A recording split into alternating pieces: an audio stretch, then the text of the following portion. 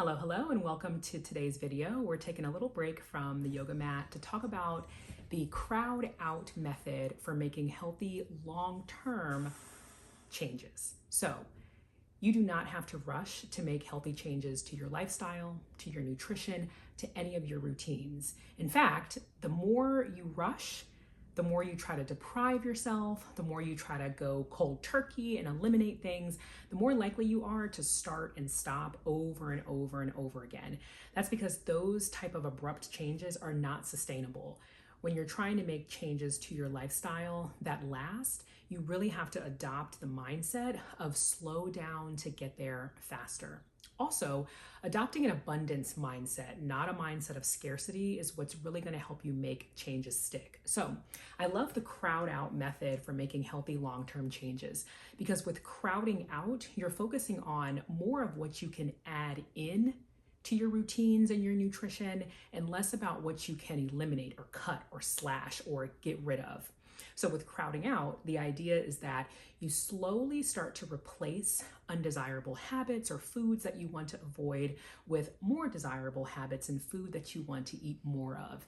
These are activities and foods that make you feel your best, that give you energy, that allow you to perform and to recover at your best, and that are setting the framework for you to live a healthy and sustainable life long term. Not just for that vacation or that wedding or that photo shoot, but long term. So here's an idea. I want you to think about your entire routine in terms of your self-care and your nutrition and all of your habits. And I want you to take a moment and think about a handful of those habits that you are trying to change. And again, this can be with your nutrition or it can be with any of your self-care or workout routines. And then I want you to think about things, activities, foods that you can add in to your routine that would slowly start to crowd out the habits that you are trying to change. So let's break this down a little bit. So let's say that you are trying to eat less sugar, less sweets. That seems to be a theme like year round. People are trying to eat less sugar. We know that it does not serve our skincare. It makes our stomachs upset. It's not doing anything for our waistline, but that sugar is so good. So instead of saying, you know what, tomorrow, like I'm done with cake, not eating any more ice cream, I am cutting out sweets. Instead of doing that, I want you to think about what you can add into your nutrition that will slowly crowd out the cravings in the amount of sugar that you're eating. So a personal example for me is eating more fruit. If I'm very honest, I did not get enough fruits and vegetables for many years, and my stomach, my digestion suffered because of it. And also my skin suffered because of it. And so I was focusing a lot on eliminating sweets, but I wasn't focusing on, okay, so once I eliminate the cakes and the sugars, what am I gonna replace those with to make sure, one, that the craving doesn't come back, and two, that I'm doing something positive. I'm not just focusing on like slash and burn. So as you're thinking about eliminating, think about what you can crowd out, how you can replace what you're trying to eliminate.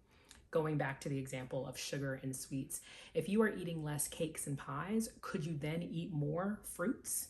Could you then add in more healthy fruit servings to your day? Maybe a smoothie, maybe a big old bowl of seasonal fruit. Cherries are in season right now before dinner instead of the ice cream. Think about what you can add in, because yes, you can eat more of what's healthy when you're not also stacking it on top of what's unhealthy. And then for your evening routine, let's say that you are trying to do less mindless doom scrolling on any of these apps, really. We'll pick Instagram.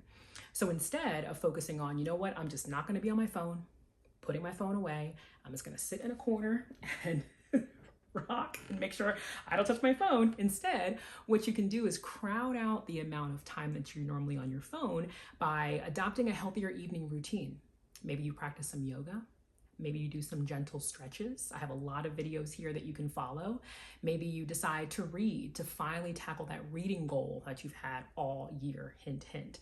So again, the focus is less on cutting out, elimination, deprivation, and it's more on adding in things that make you feel better, that will help you maintain the progress that you're trying to reach over time.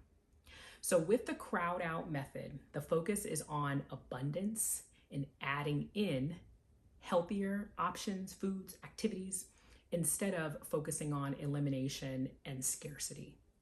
So your activity is think about all of your routines, take inventory of everything that you do, everything that you eat. Pick out a few things that you've really been trying to make changes on, and ask yourself honestly if you have been focused more on the deprivation and the elimination, and if that might be the reason why you're having a hard time sticking with it. And then instead of focusing on, I don't want you to focus on cutting or eliminating. I want you to focus on adding and crowding out instead. Adding more fruits and vegetables, adding more time to stretch, adding more water, adding more time in nature, adding in what you can as part of your routine, and see if crowding out helps you make sustainable change and also shift your mindset to more abundance over time. And then come back to this video and let me know if that mindset shift is helpful. I hope it is. You don't have to rush to make healthy changes. If you want to get there faster, you're probably going to have to slow down and focus more on abundance. Hope that helps. Until next time.